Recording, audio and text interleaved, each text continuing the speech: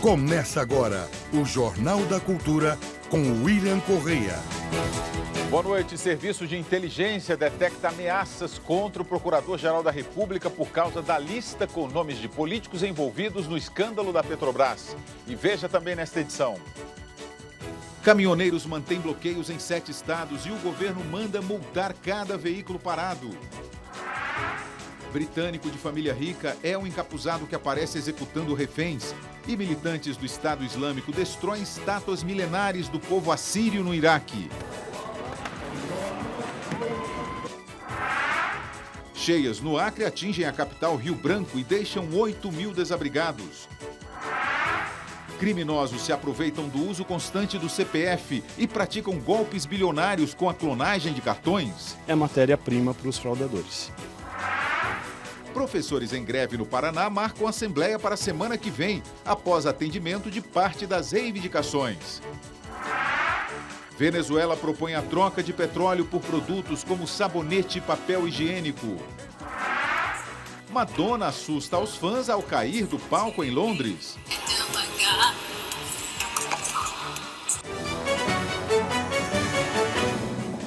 E vão me fazer companhia a professora de História Árabe da USP, Arline Clemecha, e o coordenador do Grupo de Análise Internacional também da USP, Ricardo Senes. Participe com perguntas aos nossos comentaristas através do WhatsApp, o número está aí na sua tela, e ainda pelo Twitter e Facebook do Jornal da Cultura. A greve dos caminhoneiros que paralisa as estradas mostra como o país é dependente do transporte rodoviário. O movimento foi menor hoje, mas ainda há bloqueios em 7 estados. O Ministério da Justiça anunciou a aplicação de multa de até R$10.000 por hora a cada veículo parado.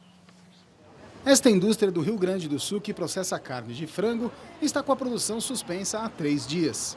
Em Santa Catarina, falta combustível nos postos e esse hospital cancelou cirurgia por falta de material. No maior entreposto de alimentos da América Latina, em São Paulo, alguns boxes estão vazios. E pelo atraso na entrega, as mercadorias chegam deterioradas. Perdeu muito. A gente teve uma perda de uns 70% mais ou menos. A gente perdeu mais ou menos 3 a 4 caminhão, mais ou menos. Vai dar uns 240 mil, 260 mil. Neste estacionamento de caminhões que fica ao lado da rodovia Fernão Dias, que liga São Paulo a Belo Horizonte, o movimento caiu pela metade nos últimos dias. Muitos caminhoneiros não conseguiram chegar porque estão presos nos bloqueios. E os que estão estacionados por aqui têm medo de sair. É o caso de Igor. O pai dele, também caminhoneiro, está parado há 3 dias num bloqueio na divisa de Santa Catarina com o Rio Grande do Sul. Tá parado ainda aí? Não liberou ainda? Ah, tá. Então tá bom.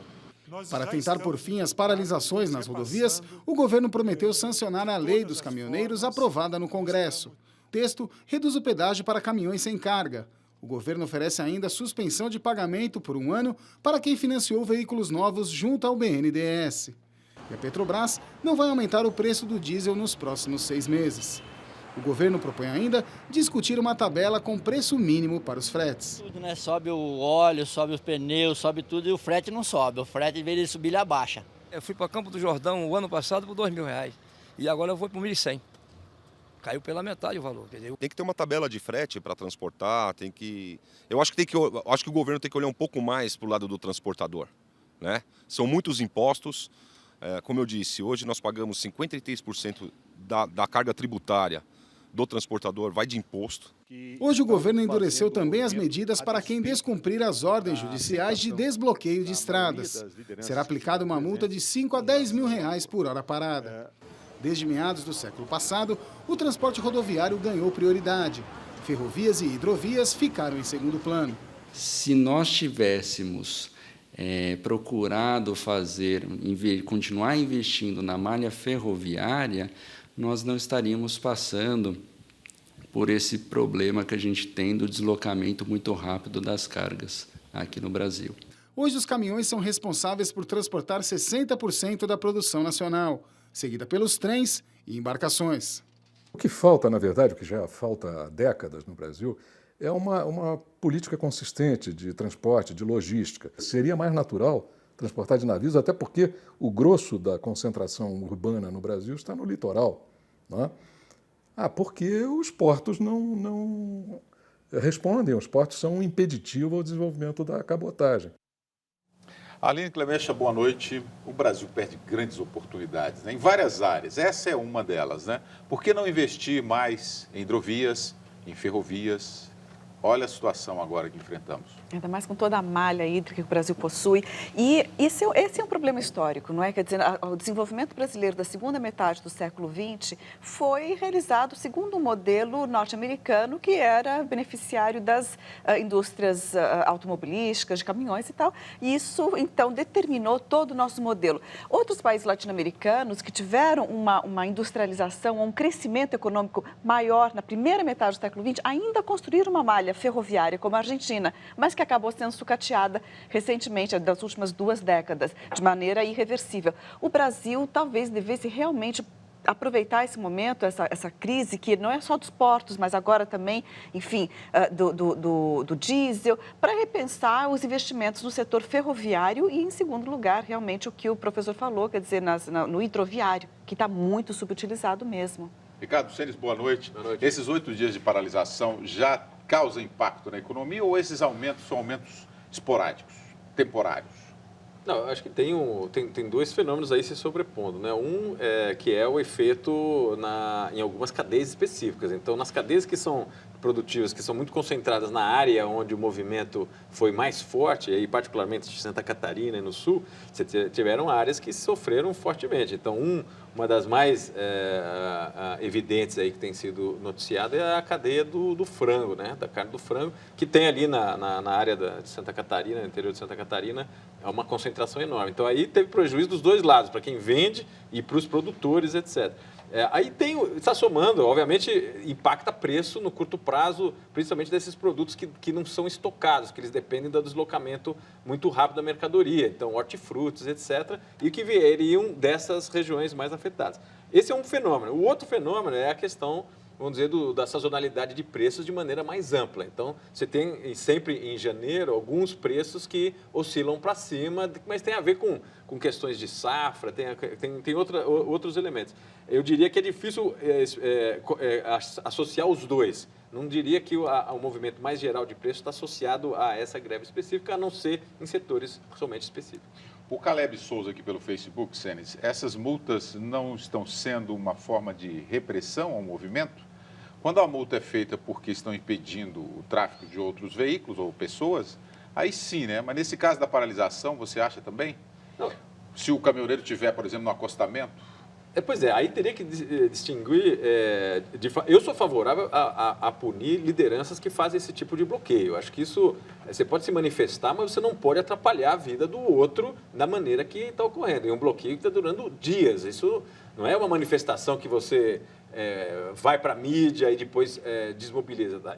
Isso é uma coisa que está gerando um prejuízo econômico, ademais dos prejuízos do direito de ir e vir de pessoa. Então, das lideranças, eu acho que existe lei para isso, tem que fazer cumprir, como estão anunciando o seguinte: se mantiver esse movimento, as associações e instituições que estão vinculadas têm penalidades fortes. Agora, é difícil você penalizar o sujeito que está sofrendo esse tipo de bloqueio. Se o sujeito está no meio daquela confusão, não consegue passar, você penalizar o cara, eu acho mais difícil. Eu acho que você tem que concentrar nas lideranças. No Paraná, professores estaduais em greve marcam a assembleia para a próxima quarta-feira. Eles vão analisar as propostas apresentadas pelo governador Beto Richa. A greve dos professores estaduais no Paraná completa hoje 18 dias. A categoria realizou ontem uma grande manifestação em Curitiba. Os manifestantes pintaram os rostos e fizeram até um enterro simbólico da educação. Ao mesmo tempo, representantes dos professores e do governo mantinham reunião no Palácio Iguaçu. As principais reivindicações foram atendidas. O governo se comprometeu a pagar em março 150 milhões de reais de férias atrasadas, a contratar professores e pedagogos aprovados em concursos, efetivar professores temporários, reduzir a quantidade de alunos por sala e aumentar o número de turmas. Nós temos 200 dias de aula a cumprir. É um desejo da sociedade, é um desejo dos professores, é um desejo do governo que as aulas recomecem o quanto antes para que a gente possa, enfim, diminuir a necessidade desses ajustes posteriores. Nós, como toda a sociedade, esperamos que a greve acabe, mas a possibilidade não está só na negociação e nas promessas do governo. está em o governo Beto Richa, toda a sua equipe, efetivar o que foi negociado. A greve, que começou no dia 9 de fevereiro, foi motivada por um pacote de medidas que previa o corte de 11 bilhões de reais em investimentos e despesas na área de educação.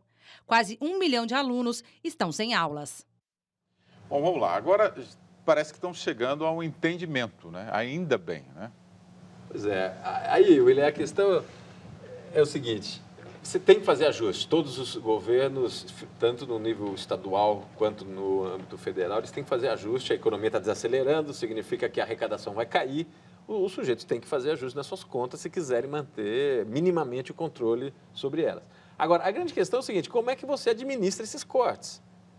Você corta na educação como um dos pacotes, um dos tópicos prioritários do seu pacote de contenção? Obviamente não, né? Porque não faz sentido em nenhuma dimensão.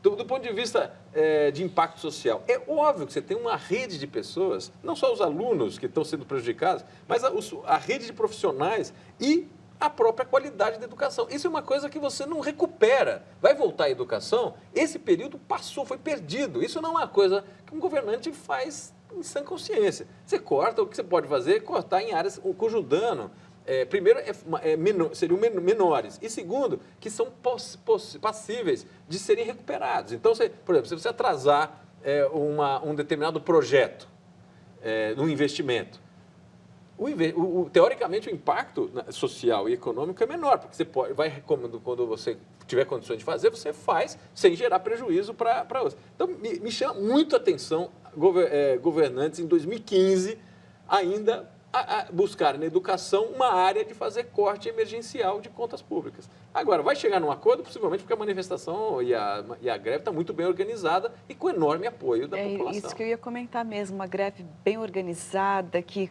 né, contou com adesão massiva, ou seja, decidida pelo bloco, e sem qualquer movimento de violência ou coisa do tipo, né? Ocuparam até mesmo a Assembleia, tiveram uma presença muito forte e vão agora, na próxima quarta-feira, ver se realmente todas as concessões, ou seja, o atendimento que foi feito das reivindicações tem garantias de ser executado, pelo que, inclusive, mostrou a matéria. Agora, isso, Celis, é um bom exemplo, né? Que os professores insatisfeitos fizeram a paralisação, negociaram com o governo, não houve uma intransigência maior do governo de multando essa ou aquela pessoa, como está acontecendo agora nos caminhoneiros, né? Eu acho que você tem que sentar numa mesa de negociação com o grevista ou não. Certamente. Os grevistas que estão... A greve é um direito dos trabalhadores, sem dúvida nenhuma. Você tem o problema dos abusos de greve, e de um lado, e de outro, os abusos das manifestações das categorias que estão paralisadas. Então, no caso dos caminhoneiros, você tem esses dois problemas.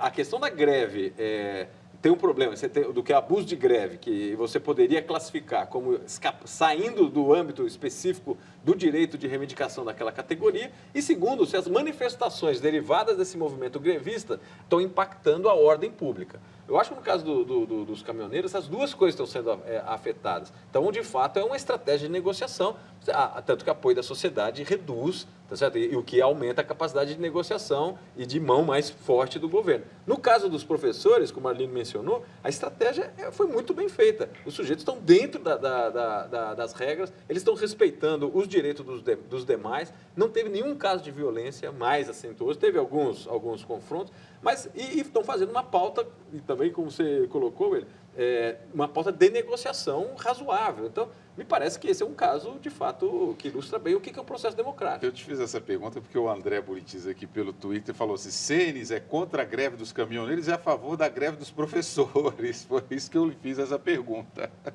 Mas por essas razões que eu estou mencionando. O Bob Juliano Fox aqui pelo Twitter também: os cortes são sempre em educação e saúde. Senado recebe projeto que dificulta a criação e fusão de partidos. A proposta já foi aprovada na Câmara dos Deputados. A proposta prevê a fusão entre partidos com pelo menos 5 anos de registro no TSE. A medida atrapalha as pretensões do ministro das Cidades, Gilberto Kassab. Nos bastidores, Kassab articula a reabertura do Partido Liberal.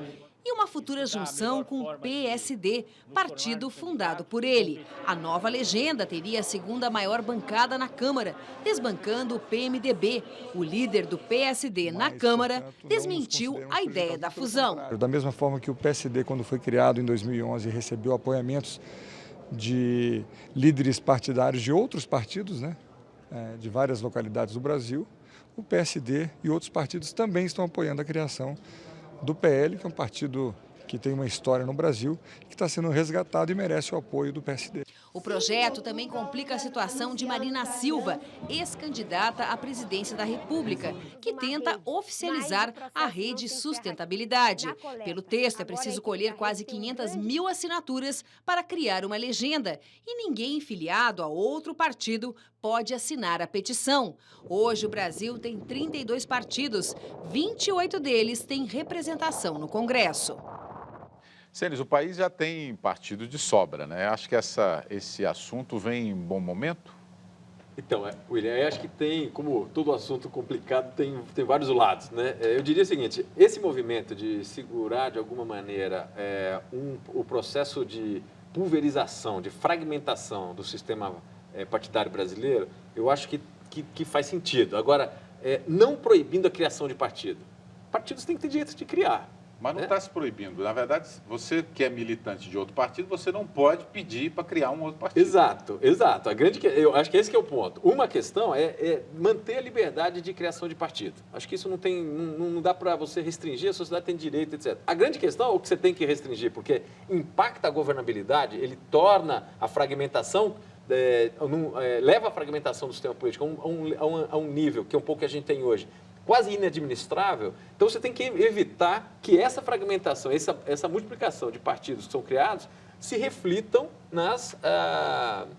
que essa criação se reflita no órgão decisor, que é principalmente o legislativo. Eu acho que é a barreira de entrada para o legislativo que é a grande chave para resolver essa equação. O que está ocorrendo aí é um pouco tratar esse tema que tem algo de estrutural aí por trás, que faz sentido, com uma questão muito conjuntural da briga do PMDB contra esses partidos. Então, está se misturando isso e distorcendo um pouco uma medida que poderia ser, vamos dizer, racional, uma racionalização do processo de decisão do país. Então, é nesse sentido que eu acho que tem dois lados. Tem um lado que, de fato, essa coisa do sujeito criar um partido, se eleger por um e logo depois ir para outro, esse negociata todo de partido, tem que reduzir, não faz sentido. Agora, ao mesmo tempo, você não pode restringir a liberdade de criação de partido. Isso eu realmente acho que a gente tem que tomar um cuidado. O que você está dizendo é que essa medida vem no momento em que o PSD, de Gilberto Kassab, tentava romper essa força do PMDB no Congresso Nacional, criando um outro partido que ia fundir com o PSD, né? Exato. E continuar a estratégia, porque a estratégia já vinha razoavelmente bem sucedida do Kassab, com um certo apoio do governo, do PT, né, da Dilma, do governo, no sentido do partido que está liderando a coalizão governamental, porque eles estavam querendo ter um outro partido dentro da coalizão com uma dimensão suficiente para contrabalancear a influência do PMDB. Então, o Kassab já veio fazendo. A própria criação do PSD mostrou um vigor importante, que em pouco tempo esse sujeito montou uma bancada razoável, contou com uma boa benesse da presidência. Agora, o PMDB entrou em choque com isso e está bloqueando. Eu acho que a estratégia, aí tem uma briga política por trás de vamos dizer, uma pseudo-mini-reforma política. É o Felipe de Moura Lima aqui. Os telespectadores percebem isso. O PMDB age em prol de sua sobrevivência. Estava ameaçado com uma possível debandada e só. Foi identificado o militante do Estado Islâmico que aparece em vídeos degolando reféns. E uma outra gravação mostra o grupo destruindo estátuas e obras milenares de um museu no Iraque. Os extremistas empurram as esculturas. Algumas se quebram com a queda, outras são destruídas a marretadas. Na gravação, o militante diz que as estátuas eram veneradas pelo povo no lugar de Alá e afirma: o profeta derrubou ídolos com as mãos, nós seguimos ordens dele. Muitas obras e relíquias eram milenares, pertenciam à antiga Mesopotâmia no século VII a.C. Elas estavam expostas no Museu do Nordeste do Iraque, região dominada pelo Estado Islâmico. No domingo, o grupo radical que criou um califado não reconhecido entre o Iraque e a Síria já tinha queimado 8.000 livros e manuscritos raros de Mossul. No ano passado, santuários de profetas bíblicos reverenciados por cristãos e muçulmanos foram explodidos. A coalizão internacional reagiu com uma série de ataques aéreos. Pelo menos 17 guerrilheiros morreram. E hoje foi revelado o nome do carrasco que aparece em vídeos decapitando reféns ocidentais na Síria. Mohamed Mouazi, de 26 anos, nasceu no Kuwait e se mudou para a Inglaterra quando tinha 6 anos. Ele tem cidadania britânica e até hoje era chamado pela imprensa de jihadista John. Mohamed foi criado numa área de classe média, estudou programação de computadores e frequentava uma mesquita da região. Ele já estava numa lista de suspeitos. Chegou a ser interrogado na Tanzânia, Holanda e Inglaterra. Em 2012, foi para a Síria, onde se tornou terrorista. Arline Clemecha, 2 pontos aí, a destruição do patrimônio histórico, né, da humanidade, e essa agremiação de ocidentais ao terrorismo. Então, bom, são 2 pontos que fazem parte desse espetáculo, né, que o ISIS tem feito questão de colocar nas redes, colocar na internet, para que todo mundo veja, dentro dessa espetacularização da violência que ele promove, como uma das formas, aí o segundo ponto, até mesmo de atrair jovens que estão completamente, assim, carentes de perspectivas, né, e que são, erroneamente, enfim, atraídos para essa ideologia. E quanto à ideologia mesmo, é que entra, então, agora essa destruição de relíquias de 7 séculos antes de Cristo, relíquias milenares assírias, ou seja, de um grupo que formou um reino, formou um império na Mesopotâmia nessa época. Isso é comum a outros grupos fundamentalistas, né, que também têm destruído obras em outros lugares. E é uma de uma ignorância, quer dizer, essa não preservação, não é, do patrimônio histórico da humanidade, e que é explicável, enfim, pela ideologia desse grupo como de outros. Não é? Agora, naquela região específica, não está se conseguindo combater o Estado Islâmico. Por quê? Parece que ele avança cada dia mais. Então, William, 2 dias atrás ou 3 dias atrás foi anunciada uma ajuda de 26 milhões de dólares dos Estados Unidos para o exército iraquiano comprar armas. Não é nada. Você compra meio tanque com esse valor. Não é? Então, cadê o engajamento realmente internacional que se diz que existe, mas que é muito pequeno? Não é? Os curdos estão lutando, você tem outros grupos que são, aliás, de outra coalizão, não é? Que é a frente Irã, Hezbollah, Síria também lutando contra o Estado Islâmico, e você tem um outro grupo que são os aliados dos Estados Unidos, Jordânia, a Turquia também entrando timidamente, não é? Em algum tipo de apoio, se bem que a Turquia é um caso à parte, é muito complexo agora explicar, mas a gente não tem tempo para isso, mas os motivos são realmente eu vejo como, no final das contas, além de uma série de outras questões que são complexas aí no caminho, mas, no final das contas, um apoio muito tímido, por exemplo, aos próprios curdos. E depois, dificuldades, se a gente for analisar especificamente, então, o Iraque, dificuldade em lutar contra o Estado Islâmico, que conseguiu, no Iraque, apoio de tribos sunitas, descontentes com o governo xiita iraquiano, que está lá com diferentes governantes, mas desde a ocupação norte-americana, a derrubada de Saddam Hussein.